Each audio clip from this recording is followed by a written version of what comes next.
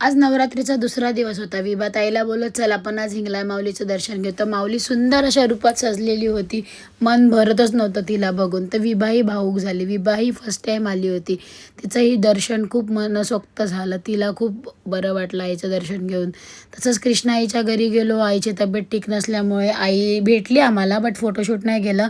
पण आईच्या घरात जी मूर्ती होती तिचं आणि कृष्णा आईचं रूप सेम होतं. त्यानंतर विभाला बोललो चल इकडे आज आपल्या कोळी देवांच्या देवी आहेत, तर त्या बघायला गेलो. कोळी लोकांच्या देवी. तर सुंदर अशा मड आयलँडला व्हिजिट दिलं. तिकडच्या मंदिरात गेल्या गेल्याच खूप सारी शांतता होती आणि खूप मन असं हलकं झालं. हरबादेवी, शीतलाआई आणि हरडादेवी आपल्या कोळी दैवत. तर खूप सुंदर असं माऊलींचं दर्शन घेऊन मी निघाली पुढे, म्हणजे हेगडे परिवाराची देवी बघायला. हेगडे परिवाराच्या देवीचं रूपही खूप मस्त होतं. खूप दागिन्याने नटवली होती आणि खूप सुंदर असं रूप आईचं बघून आम्ही आलो मॅकडीला. मॅकडीला आल्यावर प्युअर व्हेज खायचं होतं. ही बोलली चल खाऊया. तर सगळं काही ऑर्डर करून मॅकडीला खाऊन झाल्यावर आम्ही गेलो शॉपिंगला गेलो. तरी मॅडमला तर आमच्या काही आवडलंच नाही, पण तिची सोडून माझी शॉपिंग तर झाली.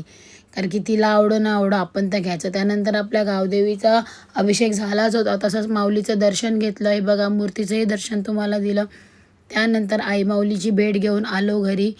तर कंटाळलो होतो. मला तर लय वैताग आलेला अख्खा दिवस फिरून. तशीच आमची विभाताई पण खूप कंटाळली होती. मग काय, आपल्या माऊलीचं दर्शन घेतलं आणि चला नवरात्री घरात बसून कसं चालेल. तर केला सुवर्णताईला फोन आणि निघालो दांडिया खेळायला. दांडिया खेळायला आम्ही जायच्या आधीच दांडिया सुरू झाले होते. लोकांचे वाईब पण मॅच होत होते आणि खूप लोक मजा करत होते.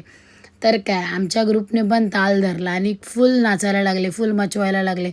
सगळेच नाचतात. मी पण खूप मजा केली, नाचलो. 2-3 ठिकाणी जाऊन नाचलो. त्यानंतर आलो घरी, जेवलो मस्तपैकी. व्हिडिओ कसा वाटला कमेंट करून सांगा. Thank you so much. बाय.